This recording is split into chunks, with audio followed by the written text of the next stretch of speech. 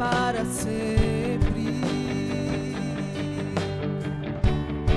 E diante de tua glória, tudo se dobrará. E o que diriam as nações? Onde está o teu Deus? Soberano tu és e reina. Minha vida está em ti e vivo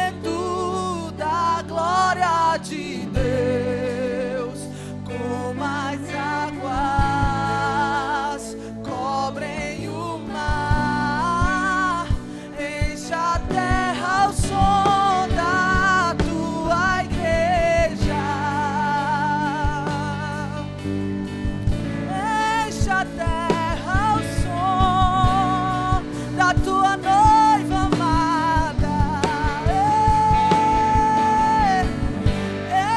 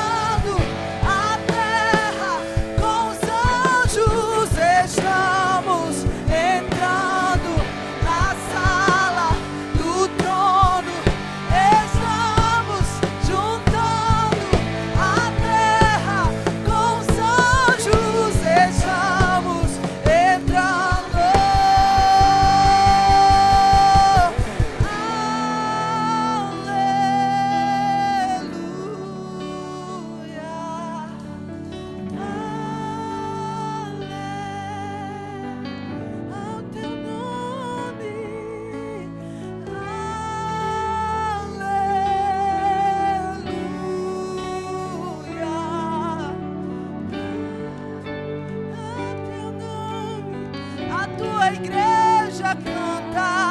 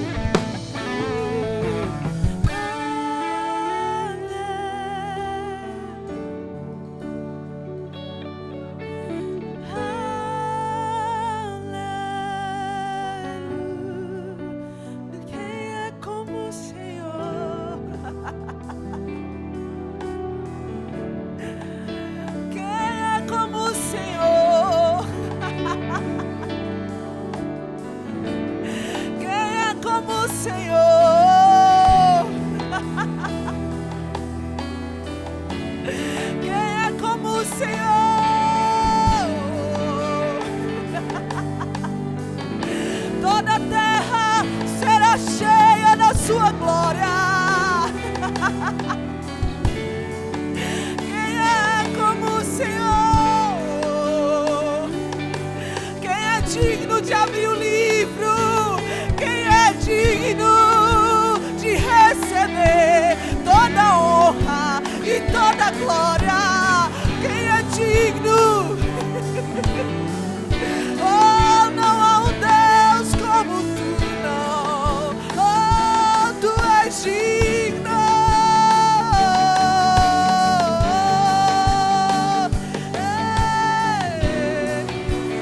morte venceste, o véu tu rompeste, a tumba vazia.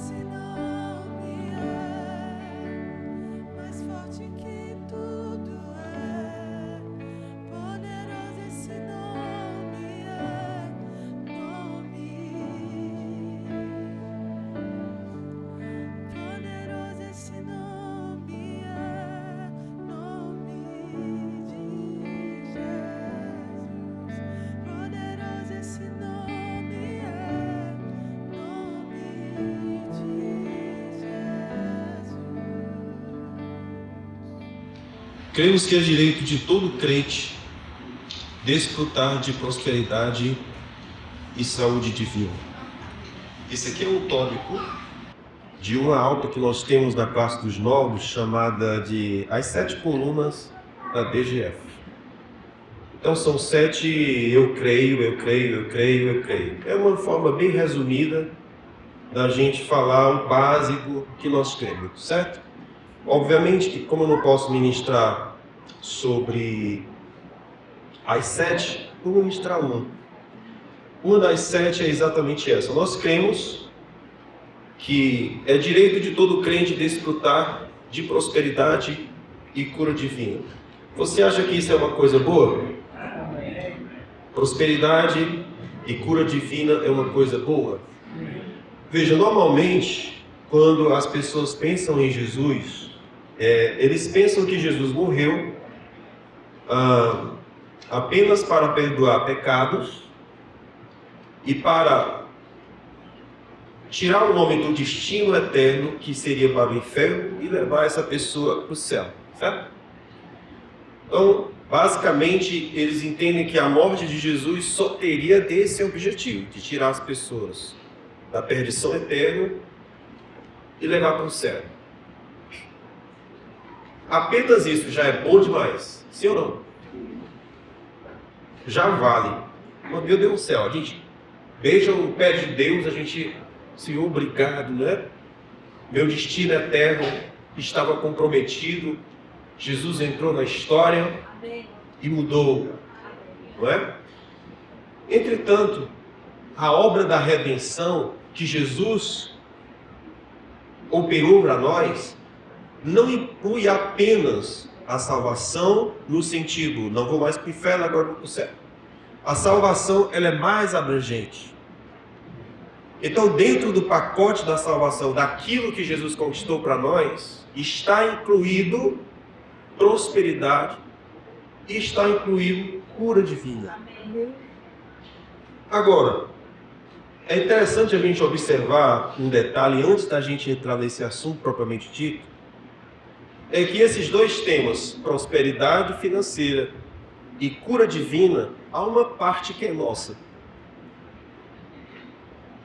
Certo? Há uma parte que é nossa.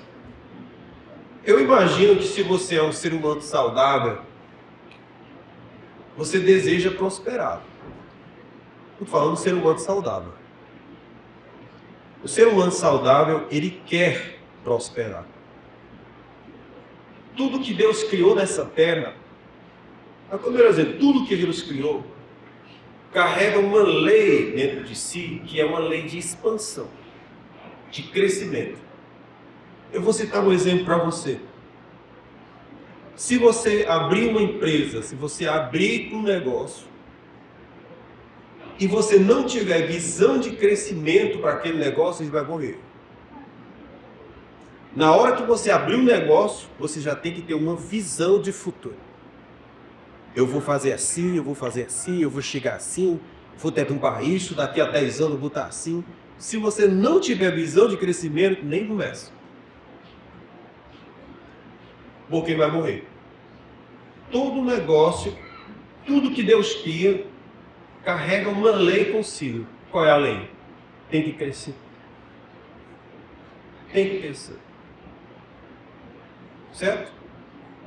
Essa é uma lei. Está lá.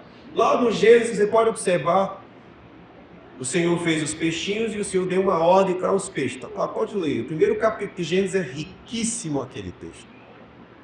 O Senhor pegou os peixinhos, colocou nas águas e disse, estou dando uma ordem para vocês. Fala, Senhor, que eu te escuto. O Senhor disse, eu quero que você frutifique e multiplique aos montões. O que é que o peixinho faz? Meu amigo, um peixe. Quando chegar na época de ovular, tire os óvulos dele e você vai ver a quantidade de óvulo que um peixe carrega. Um peixe. Ele tem um poder de frutificar e multiplicar absurdo. Eu fui agricultor até meus 11 anos de idade. Nós plantávamos feijão, plantávamos milhos e plantávamos algodão. E ao redor da nossa casa mamãe plantava várias outras coisas, como gergelim.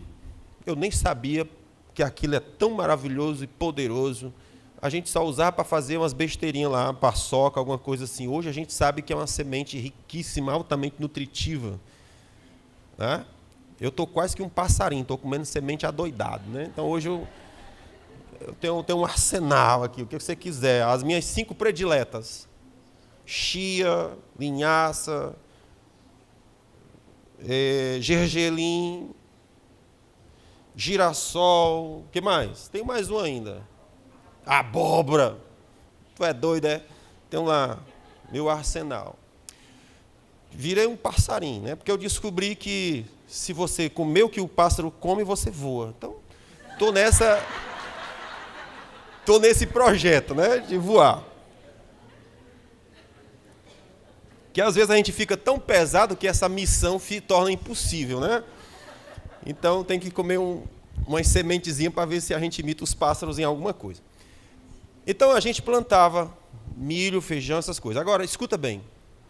A gente cavava uma cova na terra e plantava lá como se fosse 3, 4 caroços de milho. E ali nascia 2 ou 3 pezinhos de milho. Se nascesse mais 4, por exemplo, a gente tinha que arrancar um. Porque senão eles iam crescer e como tem 3, 4 numa cova, eles vão comer todo o nutriente que tem naquele solo, porque é milho demais para uma cova de menos. Então a gente arrancava alguns, mas a natureza é tão linda que se você plantou, aquela semente estoura e nasce. Dificilmente vai ter uma que não vai vingar. Dificilmente. Todas vingam. Agora o que é maravilhoso? É que aquela uma semente que plantou, quando ela cresce, nasce 3 ou 2 espigas e todas elas lotadas de caroço, e elas vieram só de um caroço. O que é isso?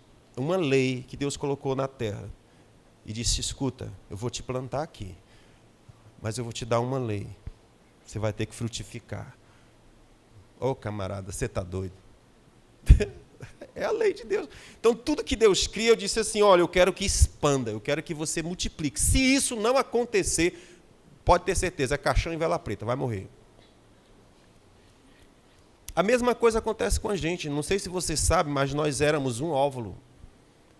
Antes disso, nós éramos um espermatozoide. E, em algum momento, aquele óvulozinho fecundou. E daquele óvulozinho nós nascemos. E há uma lei dentro daquele óvulo dizendo: expanda. A mamãezinha, está aí, as meninas que não me deixam mentir. Todas elas estão jovens, poderosas e maravilhosas. Dificilmente alguém tem a sorte dessas criaturas, que tem 3 meninas e continua bonita. Algumas ficam acabadas, bichinhas. Mas, o que é que acontece? Na hora que aquele óvulo chegou no útero, qual é o comando que ele tem? Cresça. Cresça. E daqui a pouco a gente vai ver o quê? O bichinho. Sim.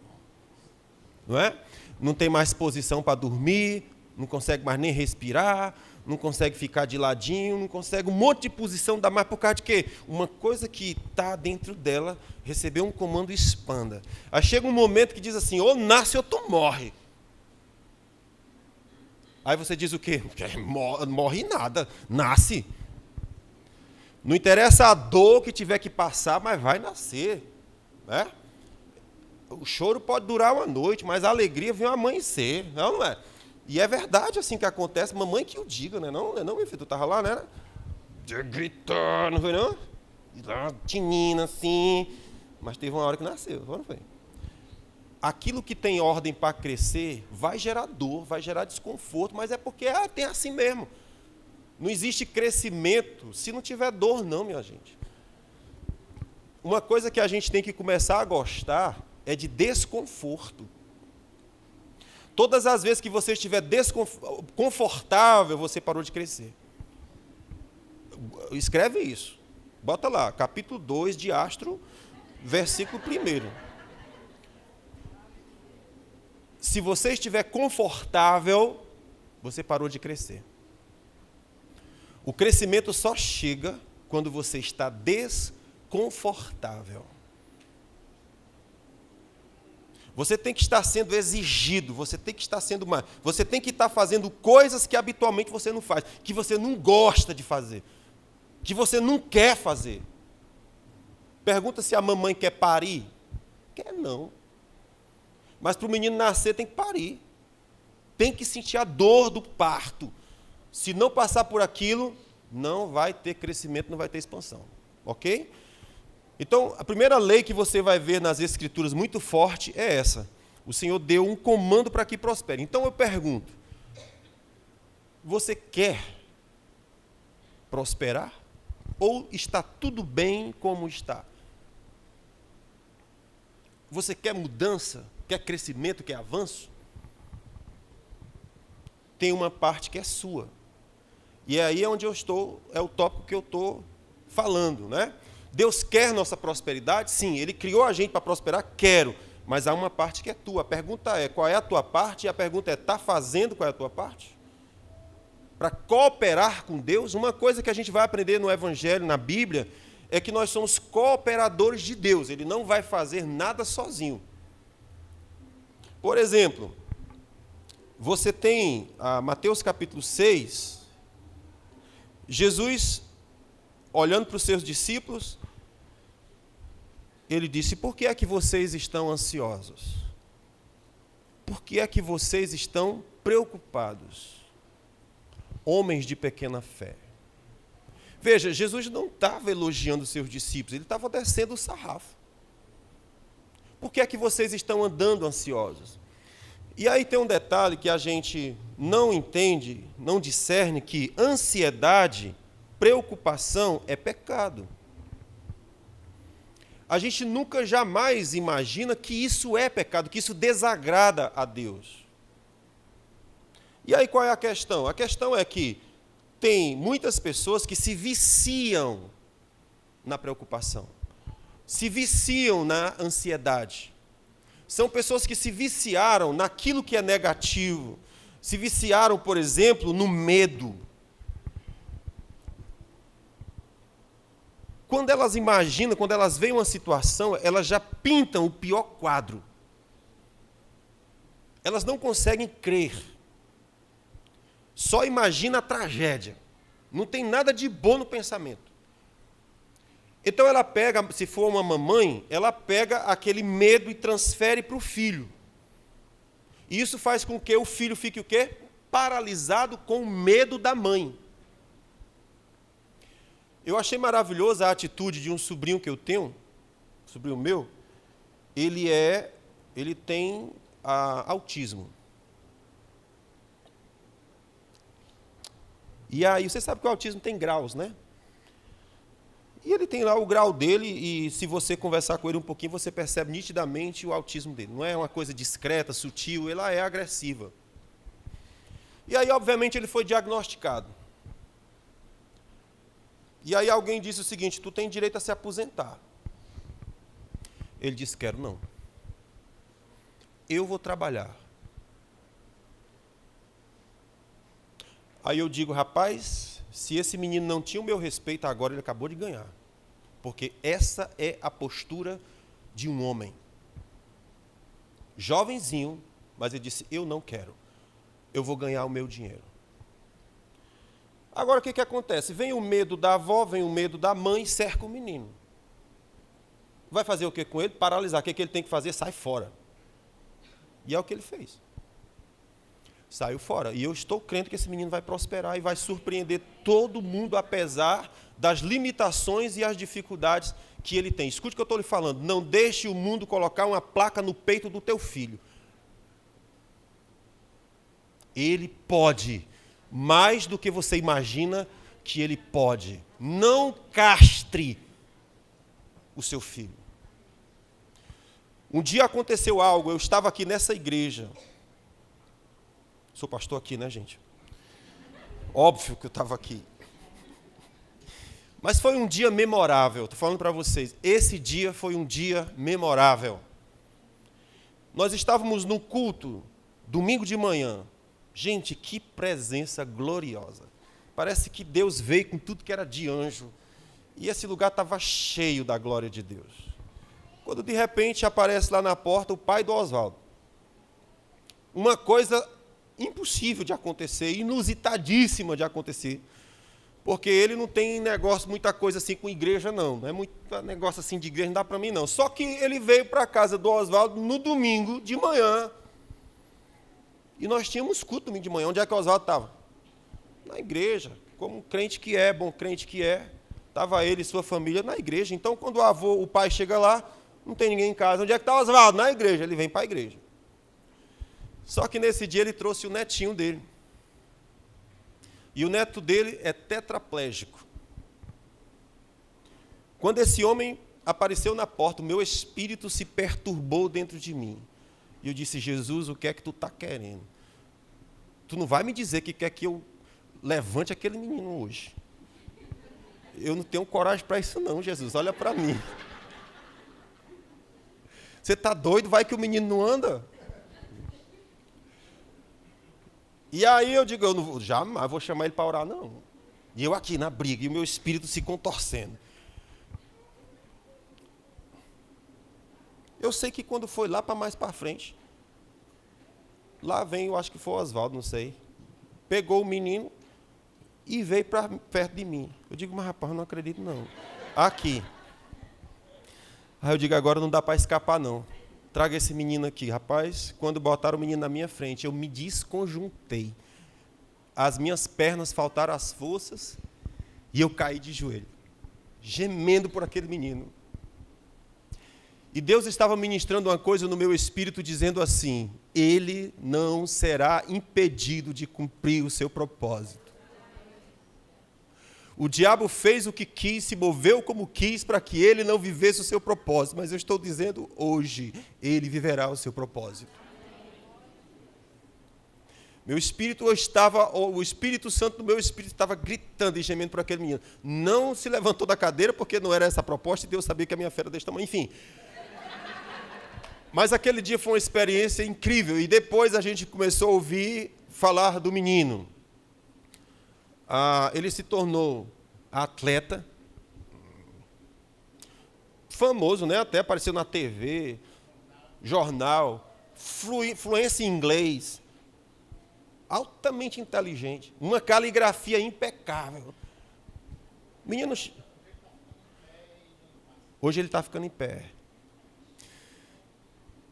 O Senhor disse, ele não será impedido, vai acontecer na vida dele. Deixa eu te contar sobre o seu filho. Não veja ele como coitado. Não tem nada aos olhos de Deus que seja mais desprezível do que você olhar para um ser humano feito à imagem e semelhança dele e dizer, você é coitado. Nunca. Olhe para ele cheio de fé e diga, vai acontecer. Vai acontecer. Vai acontecer. O projeto, o propósito de Deus na vida desse menino vai acontecer. Não são as limitações que vieram que será um impeditivo. Vai acontecer. Tudo que Deus criou, criou para prosperar e para expandir. Guarda isso no teu coração. Amém? Há uma parte que é nossa. Então Jesus falou para os seus discípulos, por que vocês estão preocupados? Por que vocês estão ansiosos? Preocupação e ansiedade causam úlceras. Causam perturbações. Preocupação e ansiedade é pecado. Desequilibra todo o seu corpo andar preocupado. Tá, e o que é que o Senhor quer que a gente faça? Já que eu não vou preocupar, eu não tenho problema não. Tem problema. E às vezes são problemas gravíssimos, mas o que é que eu preciso ter em vez de preocupação? Fé. Aí Jesus olhou para os discípulos e disse, eu quero que vocês olhem para as aves dos céus. Eu as alimento e sustento muito bem. Jesus disse para nós aprendermos, ou para os discípulos aprenderem com as aves, certo? E aí quando eu olho para as aves, o que é que eu percebo? É que elas não passam o dia no ninho. Ora, o Senhor não disse que as alimenta? Sim. Então pronto, está resolvido o problema. Está nada. Se você estiver dormindo numa casa de sítio, 5 da manhã, 4 da manhã, você vai observar as árvores cheias de pássaros fazendo o quê? Cantando. Cantando. Eles estão fazendo o quê? Cantando. Cantando. Olha que coisa espetacular. Eles amanhecem o dia cantando. Eles não estão nem preocupados se tu está com sono, se tu quer dormir mais, se vai te incomodar, se exploda. O meu Deus que me fez, o meu Deus que me supre, o meu Deus que sustenta. Eu vou levantar minhas asinhas e vou começar a fazer aquilo que eu sei fazer, que é ministrar louvores. E eles começam a cantar. E aí você já deve ter ouvido aquela frase que é assim: eu não sei se os pássaros cantam porque são felizes, ou se os pássaros são felizes porque cantam. Qual é a resposta? O que você acha que é? Alternativa A, alternativa B? É qual? A B? Na verdade, não importa. O que importa é o quê? Cante. O que é que importa? É que você deve cantar. Se é o cântico que gera a alegria, ou se é a alegria que gera o cântico, não importa, começa a cantar. Então o Senhor olhou para os discípulos preocupados e ansiosos, sem fé, e Ele diz: olha para os pássaros, aprende com eles. Eles amanhecem o dia ministrando louvores, crendo. Ele já proveu para hoje. Ele já proveu para hoje. Tem sustento para hoje, tem mantimento para hoje. E começa a ministrar louvores. Mas andar ansioso, andar preocupado, não vai resolver as questões. Se eu entregar o meu espírito ao medo, isso não vai resolver. Isso não vai proteger meu filho, isso não vai proteger o meu destino. Escuta, tem um monte de coisa que está fora do nosso controle. Nós não temos controle. E naquilo que nós não temos controle, a gente precisa fazer o quê? Crer. Porque eu não tenho como controlar. Aquilo que eu posso controlar, eu tenho que controlar. Mas tem tanta coisa que eu não tenho como controlar. E aquilo que eu não posso controlar, eu creio. E com isso, o meu coração andará descansado. Então escute. Deus quer, é do seu coração que a gente prospere? Sim. Há uma parte que é minha. E qual é a parte que é minha? Você não vai amanhecer o dia e ver um pássaro no ninho. Ele se levantou e voou. Ou seja, ele se pôs em movimento. Ele fez alguma coisa. O ditado popular diz: cobra que não rasteja, não come. Não come sapo. É ou não é? Se a cobra quiser comer sapo, ela tem que rastejar. O sapo não vai sair lá da lagoa e vai procurar a boca da cobra e vai entrar na boca. Não vai acontecer. A cobra tem que ir atrás. Então a cobra que rasteja, ela vai comer sapo. E tem um outro ditado que fala: pedra que não rola, ela cria limo. O que é limo? Lodo. O que significa dizer que se a pedra ficar parada, ela vai se encher de crostas. A mesma coisa acontece conosco. Se nós ficarmos parados, nós vamos nos enchermos de crostas. Como é que eu faço para tirar essas crostas em cima de mim? Comece a se mexer. Faz alguma coisa diferente daquilo que você normalmente faz. Faz alguma coisa. Eu preciso me mexer. Na hora que você começa a se mexer, o lodo vai começar a sair E a beleza daquela pedra vai se manifestar. Porque está escondida por causa do lodo que se juntou, porque você ficou o quê? Parado. Então o Senhor disse, aprenda com um pássaro. Ótimo. O que é que o pássaro faz? Amanhece o dia louvando. Segundo, voa. Faz alguma coisa. E quando você faz alguma coisa diferente que habitualmente você faz, você ativa conexões neurais. Agora é a minha nova especialidade. Eu sou neurocientista agora. Vocês verão e saberão os efeitos aplicado ao autoconhecimento e ao conhecimento do próximo. Associado a 14 anos de pastorado, teologia e o rema. E o curso tecniótica, pronto. Aí virou eu. Ok? Se eu fizer coisas diferentes, o meu cérebro vai explodir. E ele vai começar a criar oportunidades que não existiam antes. Sai de casa para tu ver. Faz alguma coisa diferente. E vê o que acontece. Precisa fazer coisas diferentes. Se você chega em casa todo dia pelo lado direito, vá pelo lado esquerdo amanhã. Faz alguma coisa diferente. Acorda todo dia com o pé direito. Vai para o esquerdo agora. Começar com o esquerdo. Come com a mão direita. Começa com a esquerda agora. Faz alguma coisa diferente.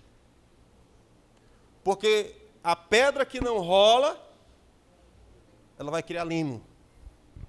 Se você pegar um braço, engessar esse braço, depois de uns 15 dias ou mais, você vai precisar fazer fisioterapia. Porque aquela musculatura, de algum modo, atrofiou. E agora você não faz mais os mesmos movimentos com a mesma graça que você fazia antes. Por que isso aconteceu? Porque o braço parou, não pode parar. O pássaro que Deus diz, eu cuido de você, ele voa. Ele voa. Ele faz alguma coisa. E o Senhor vai suprir as necessidades dele, mas o suprimento da necessidade não está no ninho, está lá fora. Eu tenho que fazer alguma coisa lá fora. Está claro isso? Então esse é o primeiro ponto, acerca da vida de prosperidade. Primeiro, Deus quer. Segundo, há uma parte que é minha. Tranquilo isso? Com relação à cura divina, o mesmo princípio. É vontade de Deus que a gente ande curado? Sim ou não? A redenção de Jesus comprou para nós o direito de cura. Mas há uma parte que é minha. E a parte que é minha inclui o quê? Comer direito. Se nós nos empanturramos de carboidrato, como dizem alguns, carboidrato, o que vai acontecer com o nosso corpo? Pança. Culotes. E o que são esses culotes? Eles estão denunciando que você está comendo carboidrato além do que devia. Então tem que dar uma segurada onde? Carboidrato. Aí você está olhando para mim dizendo, pastor, mas tu é gordo. E eu digo o que para você? Vá cuidar da sua vida. Não é? Vá cuidar da sua vida. Eu disse para vocês já que a gente já expulsou alguns demônios muito difíceis, mas eu nunca vi demônio mais difícil do que gordura para sair. O bicho é um cão, meu amigo.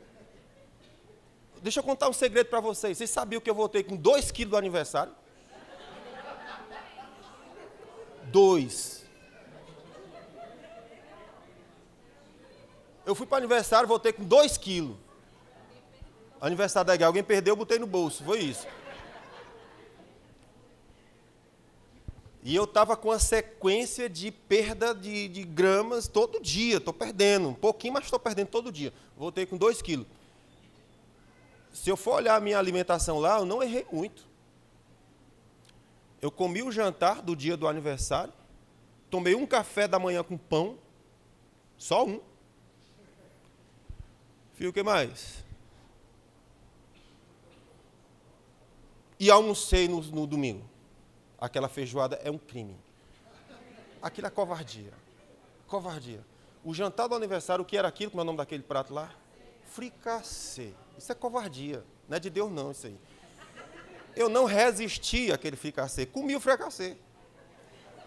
E no outro dia... tomei o fricassê e fracassei. Então, aí... Quando foi no café da manhã seguinte, eu disse, não, aqui eu vou comer o meu pãozinho, né? Comi meu pãozinho com café, com açúcar e leite ali. Eu vou pecar hoje. E à noite, no meio-dia, almocei. Pronto, voltei para casa. O que foi isso? 2. Não, provei não. Também não fui abusar de comer algodão. Não, só comi isso de fora da minha dieta. Me lasquei. Agora estou penando para perder esses 2 quilos de novo. E voltar para o ponto onde eu estava. Mas o que eu estou falando? Que para você ser saudável tem uma parte que é sua. Deus não vai fazer isso por nós. Vocês estão comigo? Se você gosta de comer salgados, às vezes a gente está andando com alguns irmãos que antes de viajar vão no mercantil e compram sacos e sacos, tipo xilito aquilo. Como é o nome daquilo? Cheetos e etc. Quando abre dentro do carro, eu disse, irmão, você não quer descer não? Porque o bicho fedorento, irmão, empesta o carro. Eu digo, gente, cachorro come carniça, e nós comemos cheetos. Como é o nome? Cheetos mesmo. E a gente come essas coisas. Vocês acham que vai dar certo isso? Não vai. Nesse aniversário da igreja que nós tivemos agora, a gente tem um projeto muito assim, né, de olhar as fotos dos irmãos, e é maravilhoso. O Wesley faz lá uma montagem, um negócio, e, gente, eu fiquei assustado. Eu disse, nós estamos ficando obesos. E eu preciso falar com os meus irmãos sobre isso. Todo mundo está ficando gordo. É nítido, você pega a foto aqui e a foto ali. Quando você olha, cadê o bucho que estava aqui? Não tem mais, agora está crescendo, está aumentando. Aí eu pergunto, por que está assim? É por causa da célula?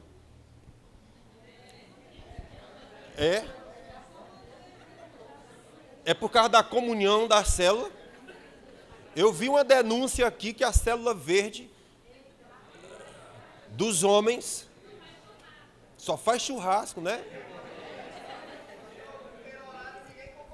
Foi? Ninguém concordou, não. Pois é.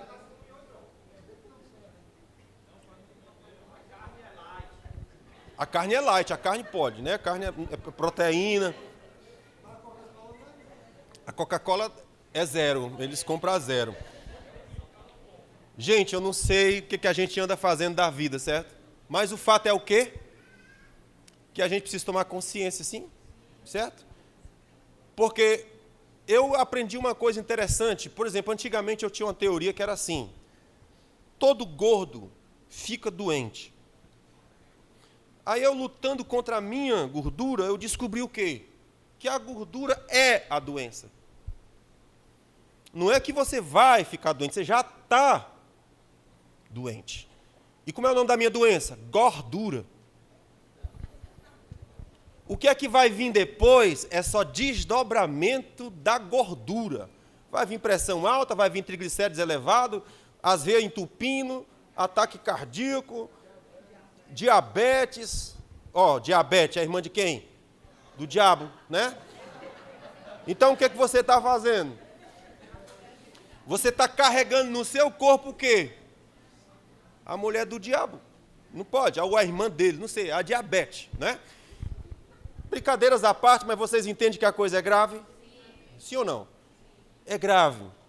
Se a diabetes não for controlada, não for cuidada, se você não cuidar da sua saúde, vai chegar um ponto que um arranhão que você toma pode significar decepar o pé. A cegueira pode vir a ficar cego por causa do nível de diabetes elevada. Ok. Qual é a confissão que nós precisamos fazer aqui? Viverei, não morrerei e contarei os feitos do Senhor. Salmo 118, versículo 17, alguém veja se está certo o endereço que eu dei. Mas eu acho que é isso, não morrerei, mas viverei e contarei os feitos do Senhor. Essa promessa é gloriosa? É gloriosa. O Senhor está dizendo, confessa isso, eu não morrerei. Eu vou viver. Mas não é só viver, eu vou contar os feitos do Senhor. Ou seja, eu vou ver os meus filhos crescerem, eu vou ver os meus filhos envelhecerem, eu vou ver os meus filhos terem netos, eu vou acompanhar o crescimento dos meus netos e eu vou morrer em ditosa velhice, tendo desfrutado e visto o bem do Senhor sobre a minha geração. Essa é a confissão que nós temos que fazer. Agora, se nós não fizermos aquilo que é para nós fazermos, nós vamos morrer. Esse salmo não se cumprirá em nossa vida. As pessoas têm um ditado que é assim, quando chega o dia, nem Deus ajuda, morre mesmo. Como se o dia da pessoa morrer fosse fatal. Não é. Existem coisas que se você fizer, a vida é abreviada. Morre antes do tempo. Exemplo, continue comendo carboidrato à vontade. Você vai morrer logo. Continue comendo seus salgadinhos. Você vai morrer logo. Continue bebendo suas Coca-Cola. Nossa, quem é que suporta aquela nega? Vai morrer. Não, mas eu agora descobri uma loura, São Geraldo. É demonhada do mesmo jeito.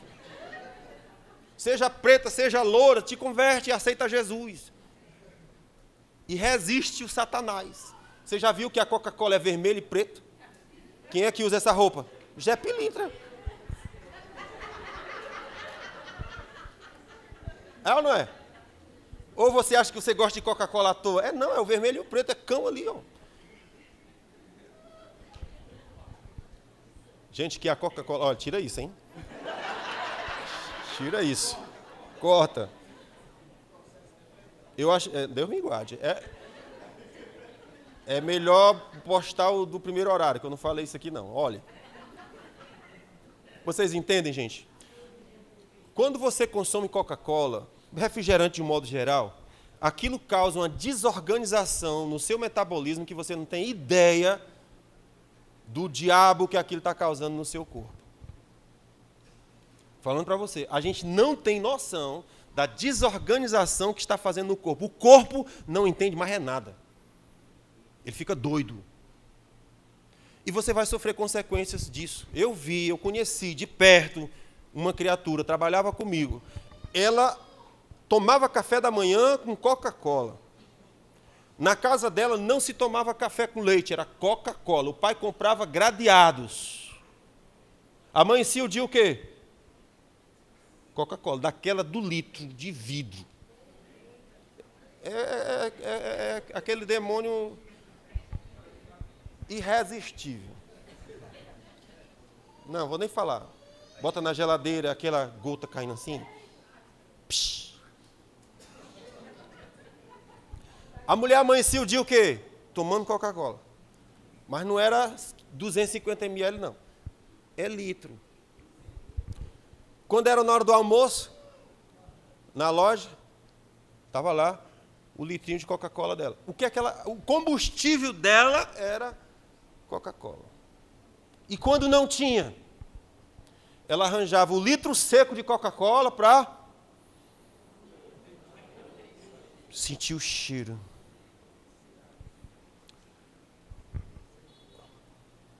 Se você olhasse para o corpo dela, era complicado. O que foi aquilo ali? Coca-Cola, Coca-Cola. Ok? Então, o que eu estou querendo dizer com isso? Que se a gente não conserta o que cabe a nós consertar, nós vamos morrer logo. Nós não viveremos e não contaremos os feitos do Senhor, porque a gente vai morrer logo. Aí você diz, não morre não, porque eu estou assim faz tempo. A nossa vida é que nem cartão de crédito. Você primeiro gasta, depois o débito chega.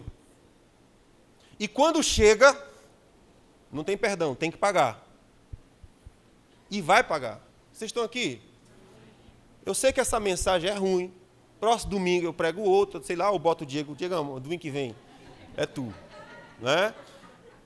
Eu reconheço que a mensagem é ruim. É isso mesmo, mas hoje eu estou falando sobre uma das colunas da TGF, que é o quê? Nós cremos que é direito nosso prosperar. Nós cremos que é direito nosso andar em saúde divina. Isso é a vontade de Deus para nós. E o que é que eu estou dizendo? Tem uma parte que é nossa. Deus não faz tudo só. Se eu continuar comendo besteira, não tem como Deus evitar a minha morte. Eu vou morrer. Então, em algum momento, tem que acontecer um avivamento em mim, em você, para mudar a sua história. E eu penso que esse é um tempo que Deus está chamando a atenção do seu povo para cuidar do seu corpo. Chamando a atenção. Cuidar do corpo, precisa fazer alguma coisa. Tá, então vamos lá. Você arrumou a comida, tá direitinho, tá melhor a minha comida? Tá. O que tem que fazer agora? Atividade física. Pedra parada cria lodo. E se você ficar parado, cria o quê? Lodo. A sua junta vai ficar cheia de lodo. Como é que eu descobri isso? Eu pensava que era porque eu estava ficando velho. Olha, eu já disse isso até para vocês, foi ou não foi? Completei lá meus 40 anos, acostumado a subir na casa, resolver minhas coisas. Aí eu tinha feito um telhado que era desnivelado um do outro. Era como se fosse 70 centímetros do mais baixo para o mais alto. Que era para entrar vento nesse espaço, né? Para ventilar a casa. Não funcionou não, mas só serviu para o gato mijar. Um dia eu acordei, o gato mijando lá em cima, puf, em cima de mim. Aí eu digo, vou fechar isso aqui, não tem condição não. Mas aí quando for, tem condição um negócio desse, irmão? 5 da manhã de domingo, aquele negócio cai na sua cabeça que você olha, que é isso? Um gato resolveu mijar, a casa inteira foi mijar onde? Na minha cabeça. Se isso não for o inimigo, eu não sei o que é.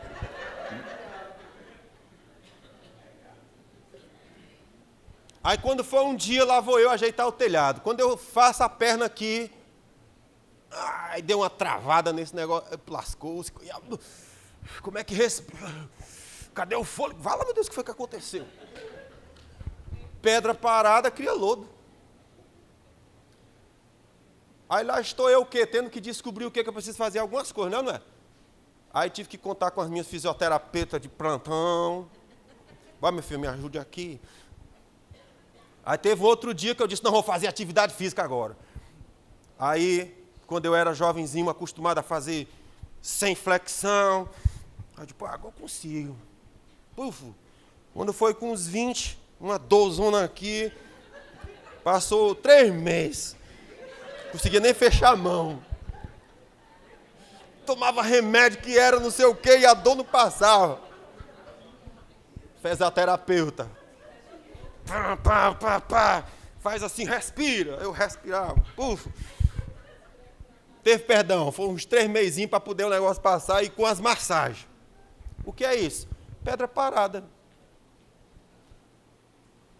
Não, sou jovem, vai dar certo. Vai nessa onda, irmão. Começa jovem mesmo. Viu? Começa jovem. Tem uma parte que é nossa, tá claro? Comecei a consertar minha alimentação. Qual é o próximo? Atividade física. Eu não vou para academia, para fazer agachamento. Faz polichinelo, né? Faz alguma coisa. Mas tem que o quê? Se mexer. Vai dar uma volta na praça. Porque você sabe que hoje a gente não anda mais, né? Hoje é tudo Ubi. Estava contando para os irmãos aqui que eu estava em Moitas, na casa, visitando lá a mãe da Edgleuma. Cleojane, o nome dela eu sempre misturo. Aí ia passando um velhinho, com um saco nas costas. Magrinho, dessa grossura. E não sei quantos anos, 70, 80 anos, velhinho.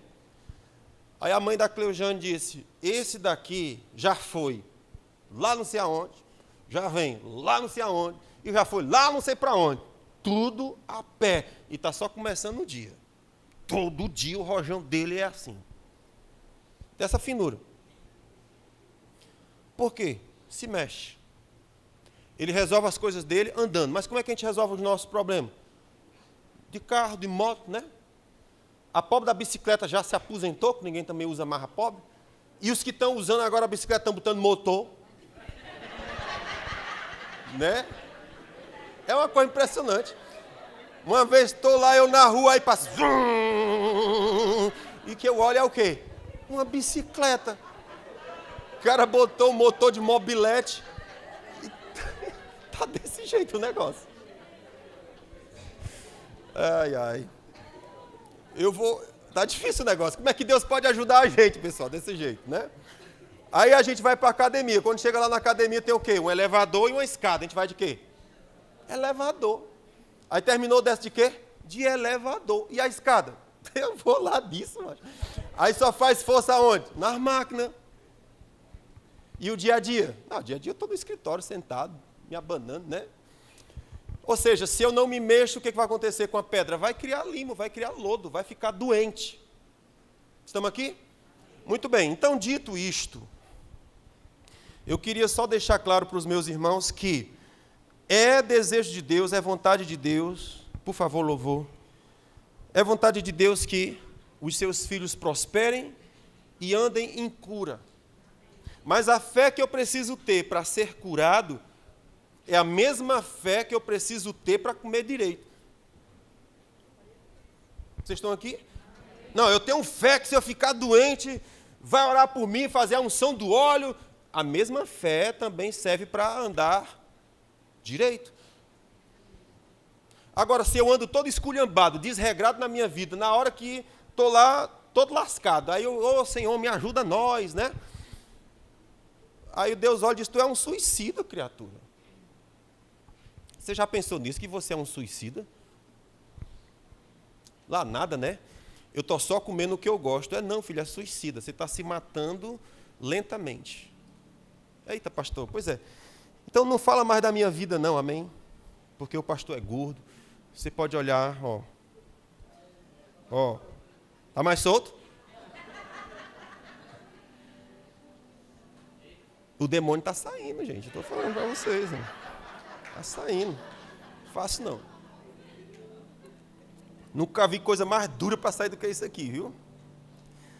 Gente, eu espero que isso tenha abençoado a sua vida, mas eu ainda não li nenhum versículo bíblico, então para dizer que eu não estou pregando a Bíblia, eu vou ler um versículo bíblico, amém? Então olha o que é que está escrito em Mateus 4:23 e em Marcos 11:38. A Bíblia Sagrada diz assim, percorria Jesus toda a Galileia, ensinando nas sinagogas, pregando o evangelho do reino e curando todas as doenças e enfermidades entre o povo. Marcos 1:38. Respondeu-lhes Jesus, vamos a outras partes, às povoações vizinhas, para que eu pregue ali também. Pois para isso é que vim. Foi então por toda a Galileia, pregando na sinagoga deles e expulsando os demônios. Olha só o que eu acho legal nisso aqui. Descrevendo o ministério de Jesus, Mateus e Marcos disseram assim, Jesus percorria toda a Galileia, fazendo o quê? Ensinando, pregando e curando todas as doenças e enfermidades. E o Marcos, o que é que ele diz? Porque para isso foi que eu vim. Para quê? Para pregar, curar e libertar. Então Jesus veio fazer o quê? Pregar, curar e libertar. Estamos juntos? É vontade de Deus que andemos em cura? Sim. Então observe agora, Marcos capítulo 16, versículo 15. Disse-lhes então, Jesus falando com seus discípulos, ide por todo o mundo e pregai o evangelho a toda criatura. Quem crê e for batizado será salvo, mas quem não crê será condenado. Estes sinais acompanharão aos que crerem. Quais são os sinais que vão acompanhar os que crerem? Ele diz: em meu nome expulsarão demônios. Você creu em Jesus? É crente? Sou. Qual é um sinal que deve acompanhar a sua vida? Você é um exorcista.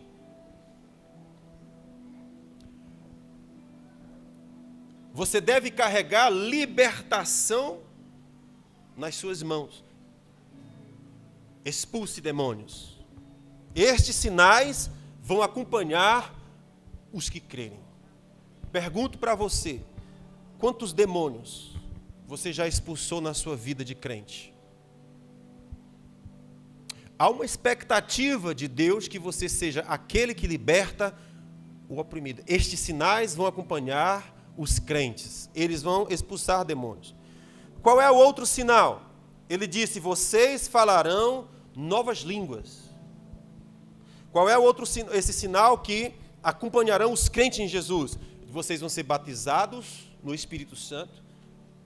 Vocês vão ser revestidos do poder de Deus e vocês vão começar a falar uma língua do céu. Vocês vão orar em línguas. Vocês vão orar mistérios com Deus. Qual é o outro sinal que ele diz que acompanharão os crentes? Pegarão em serpentes.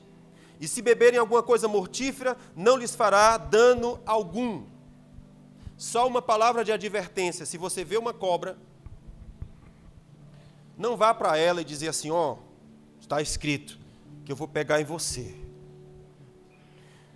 E nenhum mal me acontece. Não faça isso não.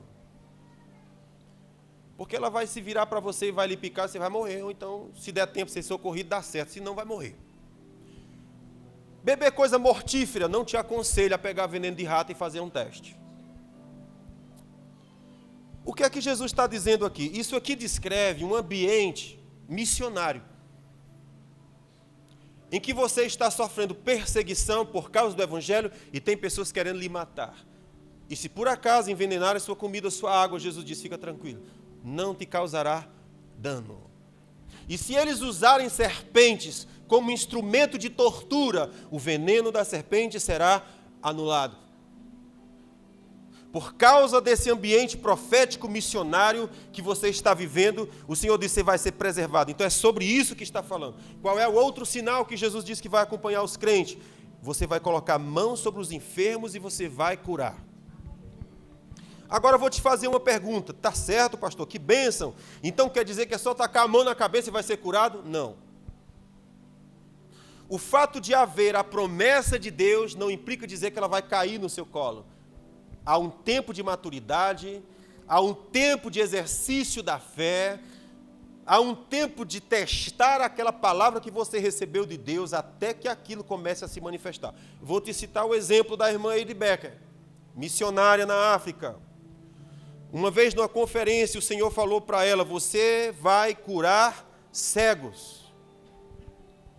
Quando ela voltou para a África, ela não podia ver um cego.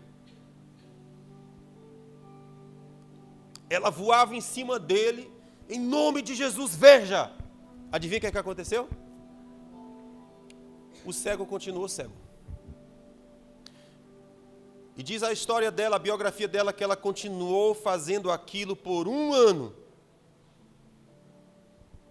Todas as vezes que via um cego, ia lá, colocava a mão, porque ela tinha recebido uma palavra: você vai abrir a vista dos cegos. E ela por 1 ano orou por pessoas para ficar curada e ninguém foi curado. Um dia ela estava no culto, chegaram 3 mulheres cegas. Quando ela foi orar, naquele dia o Senhor abriu os olhos das 3. Daquele dia em diante começou a se manifestar o ministério de cura dos cegos na vida dela. O que é que eu aprendo com isso? Que há um tempo de perseverança, de insistência naquilo, até que aconteça. Não é que Jesus disse que esses sinais vão seguir os que creem. Pronto, então agora faça uma ova. Creia, irmão, e insista em crer até que se manifeste. Na época que Isaac estava cavando poços, havia seca na terra. Os homens cavavam poços e não tinha água. Mas aí o Senhor ensinou uma estratégia. Ele disse, pegue uma vara, bata no chão e diga o seguinte, brota, poço, poço, brota. Você já pensou a gente fazer uma música dessa? Brota, poço, poço, brota. Pá, pá, pá, brota, poço, poço, brota, brota, poço, poço, brota. Até que as veias, os veios que estão no subterrâneo começam a ouvir aquele som, aquela ordem, aquele comando, e ela começa a subir. E quando eles cavam naquele lugar, a água jorra, porque houve uma voz, um comando dizendo, brota, poço, poço, brota. O Senhor disse em sua palavra que nós andaríamos em cura, mas há um combate da fé. Eu vou lutar contra a minha falta de esperança, a minha falta de expectativa. Eu vou lutar contra aquilo que está dando errado. Eu olho em redor e não vejo as coisas acontecer. Esse é o bom combate da fé. Vocês se lembram que o Abraão é chamado na Bíblia de o pai da fé. É o exemplo de fé, é Abraão. A Bíblia manda, olha para ele é o modelo. Mas o que foi que aconteceu com Abraão? 25 anos. Ele esperou o cumprimento da promessa. Deus disse, tu serás pai de multidões. Mas como era Abraão? Estava ficando velho. Como era Sara? Estéril e também ficando velha. Nem menstruava mais. Mas ele tinha uma palavra, tu vais ser pai de multidões. Mas à medida que o tempo passava, Abraão pensava assim, poxa vida, eu vou deixar a minha herança para o meu escravo, porque eu não tenho filhos. E Deus dizia, Abraão, continua crendo. Mas Senhor, como que eu vou crer se eu não tenho filhos? Abraão continua crendo. Quando foi um dia, o Senhor chegou para Abraão e disse, Abraão, ofereça uma oferta para mim, sobre o altar.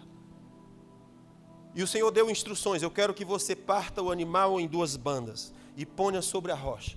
Quando ele fez isso, obedeceu ao comando, tinha uma pombinha, eu acho, e tinha um cordeiro, ele colocou lá, e disse que naquele dia, o sol se escureceu e trevas se abateram. O que é que isso é?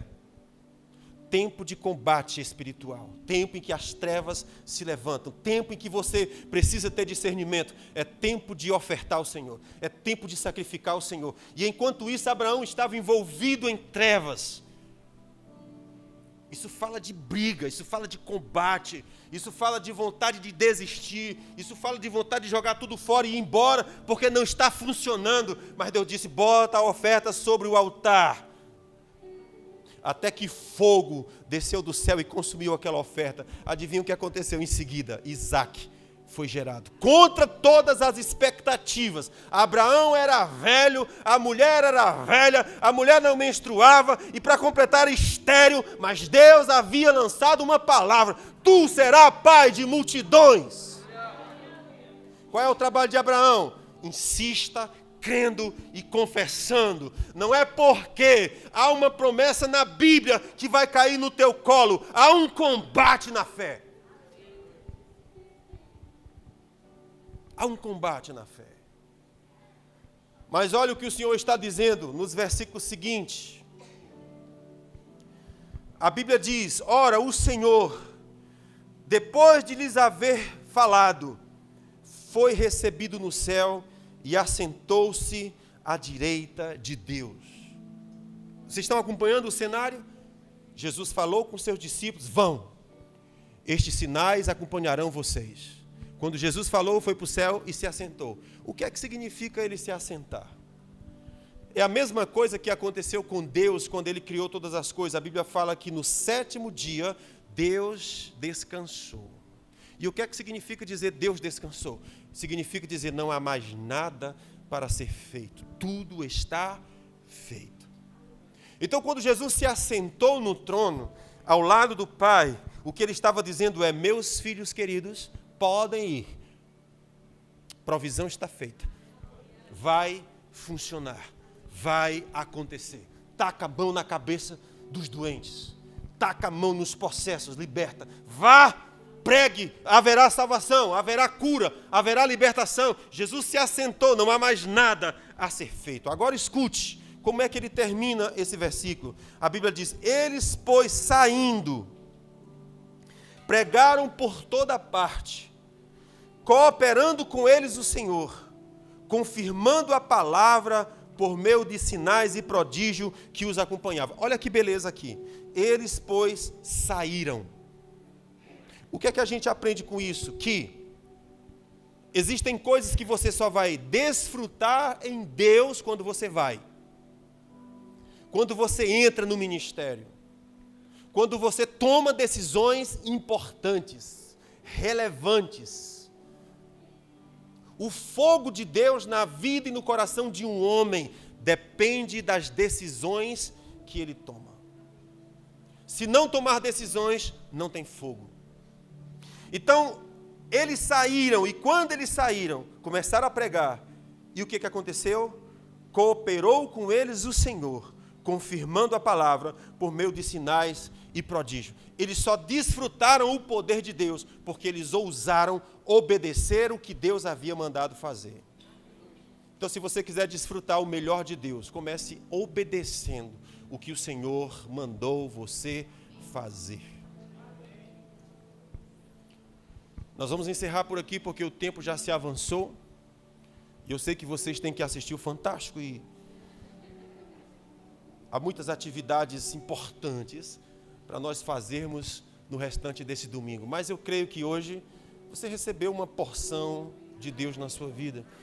O desafio hoje é você acreditar e você entender que há promessas de Deus, há heranças que Jesus conquistou para nós e você pode resgatar isso pela fé e desfrutar o melhor de Deus. É vontade de Deus que você prospere. É vontade de Deus que você ande em cura. Então comece a gerar expectativa no seu espírito. Em Hebreus capítulo 11, o Senhor diz, a fé é o firme fundamento das coisas que se esperam e a prova das coisas que se não veem. O que é que isso significa dizer? A fé é o firme fundamento das coisas que você espera. O que significa esperar? Imagina que você está no ponto de ônibus e eu pergunto, o que você está fazendo? Você diz, estou esperando o ônibus. Isso não é esperança. O que é a esperança que a Bíblia está falando? A palavra aqui é esperançar, não é esperança.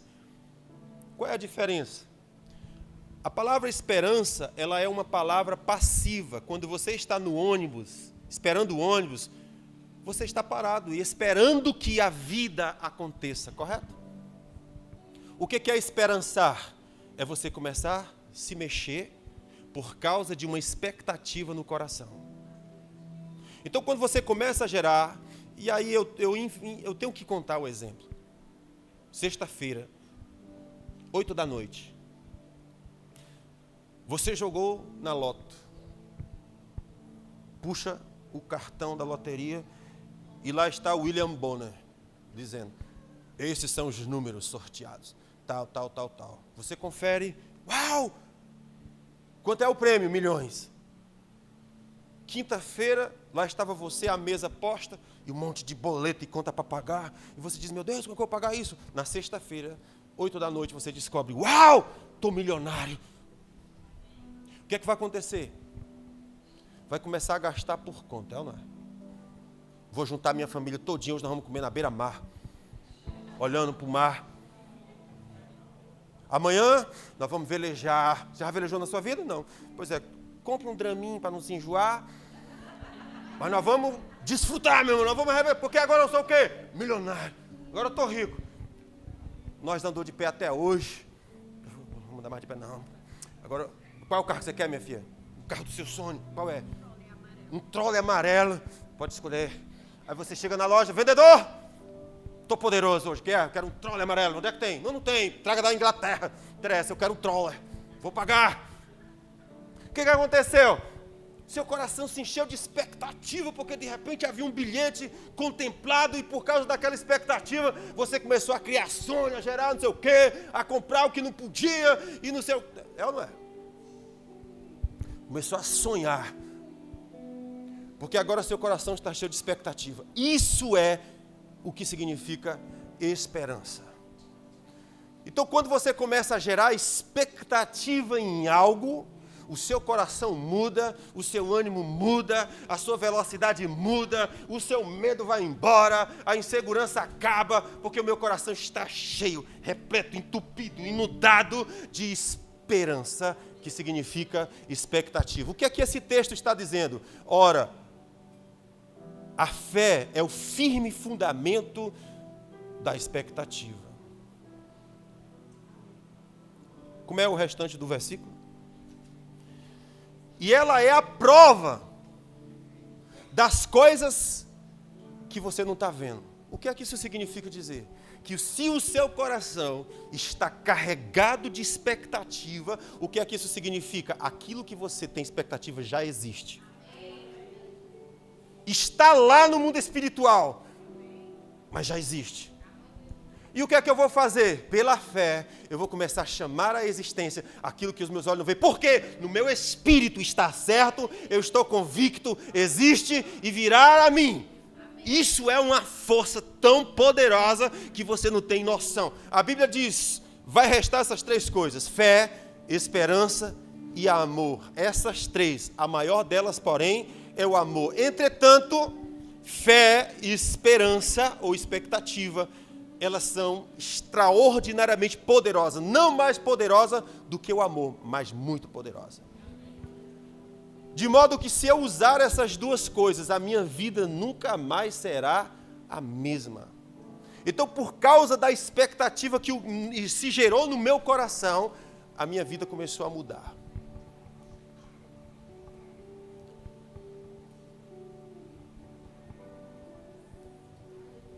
Expectativa. Expectativa. Qual é a questão? Se nós não gerarmos expectativa, nós não vamos crer.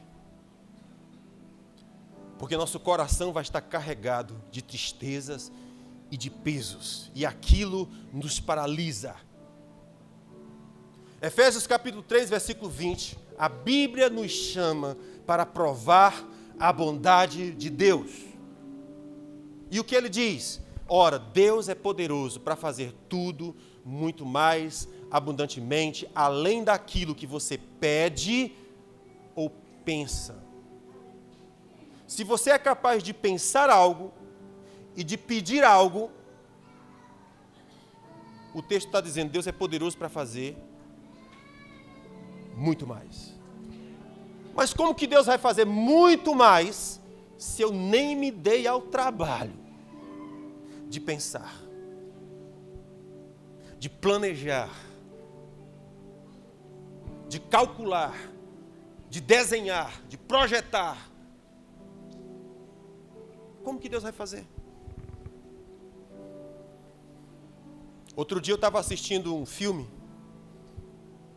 e tinha uma cena que era um cara de madrugada chegando no metrô.